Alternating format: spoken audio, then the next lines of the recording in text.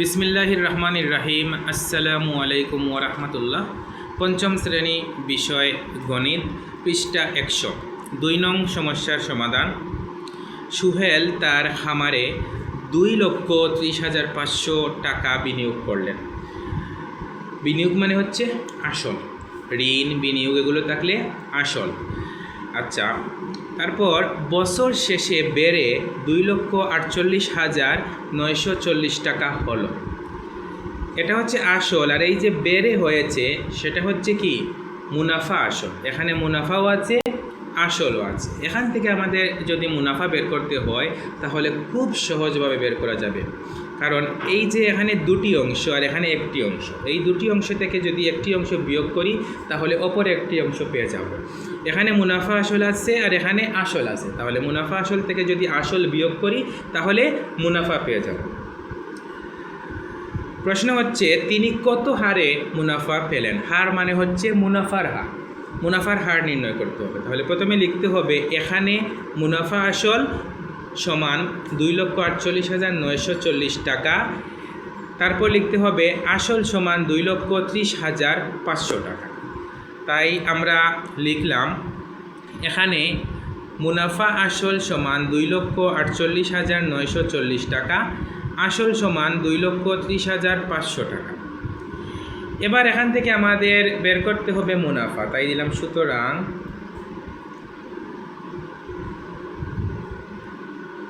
মুনাফা সমান, তাহলে এবার বিয়োগ করতে হবে 0 0 বিয়োগ করলে 0, 4 আর 0 বিয়োগ করলে 4, 9 থেকে 5 বিয়োগ করলে 4, 8 আর 0 বিয়োগ করলে 8, 4 থেকে 3 বিয়োগ করলে 1, 2 থেকে 2 বিয়োগ করলে 0, বামে 0 বসাতে হবে না।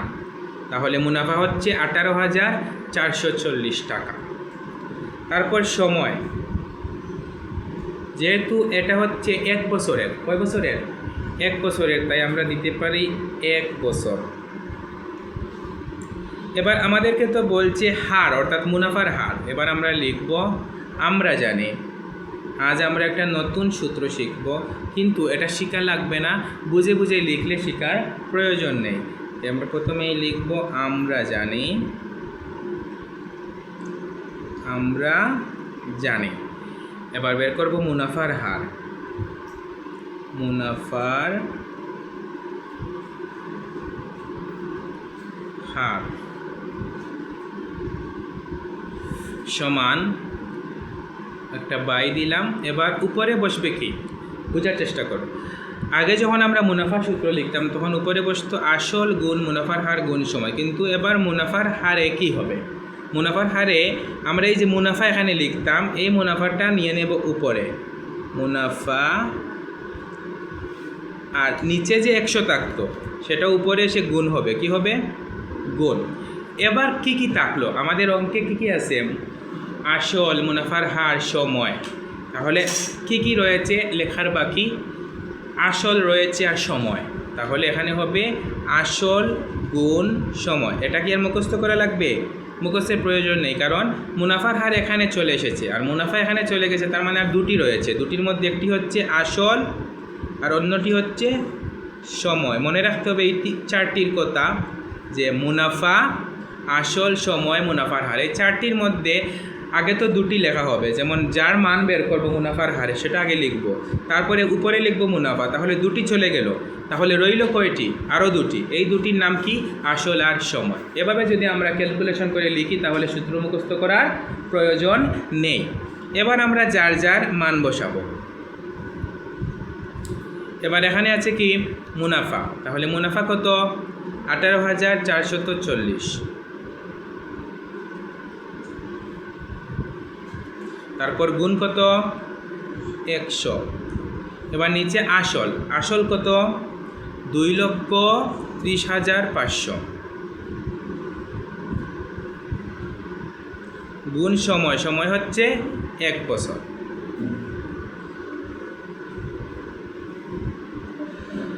এবার আমরা যদি অঙ্কটাকে ছোটো করতে চাই তাহলে এই 0 আর এই 0 কাটলাম, এই 0 আর এই 0 কাটলাম। এবার থাকলো 2,305 আর এখানে 18,440। এবার আমাদেরকে ভাগ করতে হবে 2305 দিয়ে 18,440কে। এখানে 2305, এখানে এক হচ্ছে ছোটো, বড় করলে হবে 18, তাও ছোটো, বড় করলে হবে 184, তাও ছোটো, এবার বড় করলে হবে 1844, তাও ছোটো, এবার বড় করলে হবে 18,440। এবার এই 2305-এর নামতায় যাই। 2305 প্রথমে আমরা 2 দিয়ে গুণ করব। 5 দুগুণে 10 0, হাতে 1, 2 শূন্য 0 0 আর 1 1, 3 দুগুণে 6, 2 দুগুণে 4, 4610। আমাদের দরকার 18,440। এবার 3 দিয়ে দেখব।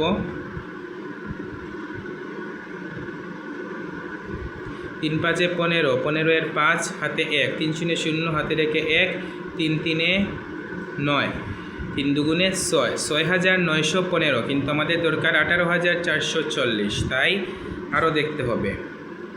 2305-কে এবার 3-এর পর 4 দিয়ে, 4 5 20 0, হাতে 2, 4 শূন্য 0 0 আর 2 2, 4 3 12, 12 এর 2, হাতে 1, 4 দুগুণে 8, হাতে রেখে 9, 9,220, কিন্তু দরকার আমাদের 18,440, তাই আরও দেখতে হবে। এবার 5 দিয়ে,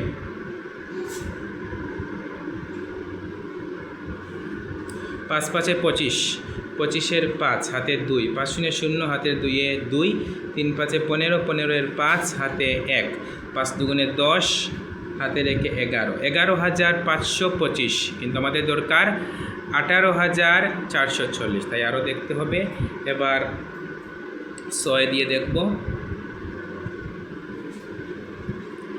5 6 30, 30 এর 0, হাতে 3, 6 শূন্য 0, হাতে 3 3, 3 6 18, 18 এর 8, হাতে কত 1, 6 দুগুণে 12, হাতে রেখে 13, 13,830, আমাদের দরকার 18,440, তাই আরও দেখতে হবে।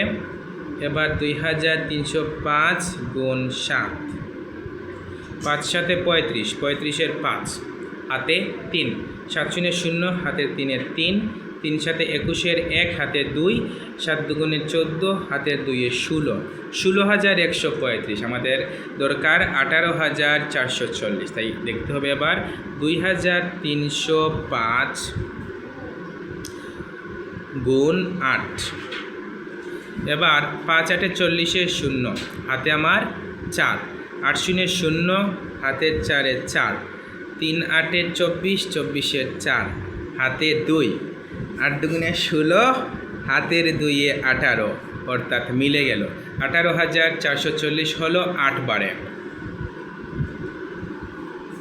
এবার এখানে দেব 8 আর এখানে দেব 18,440।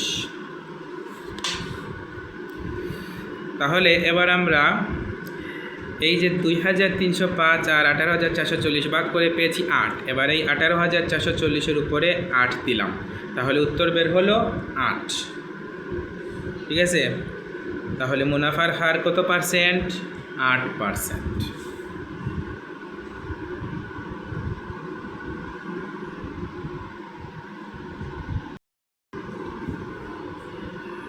এবার পৃষ্ঠা 101, 4 নং সমস্যার সমাধান।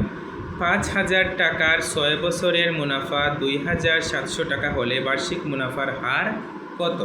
5,000 টাকা এটা হচ্ছে আসল, 6 বছর এটা হচ্ছে সময়, মুনাফা 2,700, বার্ষিক মুনাফার হার বের করতে হবে। একটু আগে আমরা যে সূত্র লিখেছিলাম এই সূত্র দিয়েই করতে হবে, অর্থাৎ লিখতে হবে আমরা জানি মুনাফার হার সমান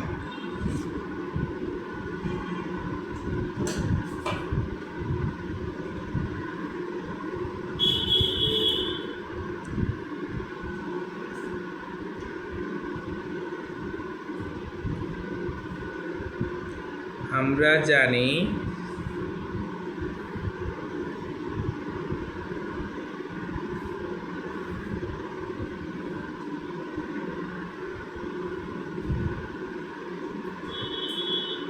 মুনাফার হার সমান। মুনাফার হার, আসল, সময় এগুলো যদি এখানে থাকে তাহলে উপরে হবে মুনাফা, তার সাথে হবে গুণ 100। মুনাফার হারও লিখলাম, মুনাফাও লিখলাম, থাকলো আর দুটি। এই দুটি হচ্ছে আসল আর সময়।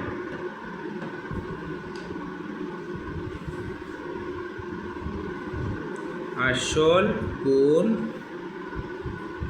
সময়। এবার মান লিখতে হবে। প্রথমেই মুনাফা,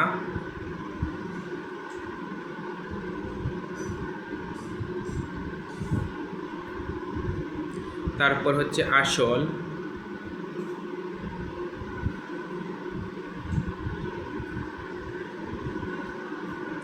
তারপর হচ্ছে সময়।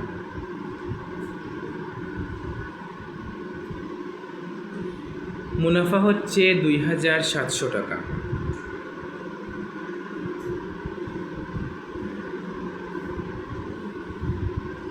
আর আসল হচ্ছে 5000 টাকা।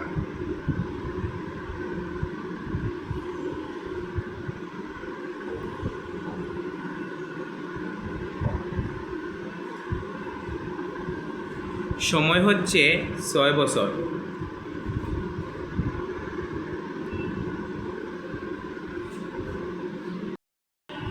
এবার আমাদেরকে মান বসাতে হবে। মুনাফা হচ্ছে 2700 টাকা গুণ 100 বাই আসল হচ্ছে 5000 টাকা গুণ সময় হচ্ছে 6 বছর। এবার এই শূন্য আর এই শূন্য কাটলাম, এই শূন্য আর এই শূন্য কেটে দিলাম। এবার কি করা যায়, এই 50 দিয়ে 100কে কাটলাম, 50 দুগুণে 100। এবার এই 2 দিয়ে এই 6কে কাটলাম, 2-এর নামতা পড়লে 3 বার, 3 দুগুণে 6 হয়, 3 দুগুণে 6 হয়। এবার এই 3 দিয়ে এই 27কে কাটলাম, 3-এর নামতায় 3 9 27, সরাসরি বের হয়ে গেল 9। তাহলে মুনাফার হার কত পার্সেন্ট? 9%। কাটাকাটিটা খুব মজার, এই কাটাকাটিটা খুবই মজার। কিভাবে দেখো, আবার প্রথমে এই শূন্য আর এই শূন্য কাটলাম, তারপর এই শূন্য আর এই শূন্য কাটলাম, তারপর এই 50 দিয়ে এই 100 কাটলাম 2 বারে, তারপর কি করলাম, এই 2 দিয়ে এই 6কে কাটলাম 3 বারে, 3 দুগুণে 6, তারপর এই 3 দিয়ে এই 27কে কাটলাম, 3 9 27, সব কিছু কেটে রইল কত? 9। সুতরাং মুনাফার হার কত? 9%। প্রিয় শিক্ষার্থীরা, আগে তোমরা এই দুটি সমস্যার সমাধান বোঝার চেষ্টা করবে, তারপর নিজেরা অনুশীলন করার চেষ্টা করবে। আজ এই পর্যন্ত, ধন্যবাদ সবাইকে।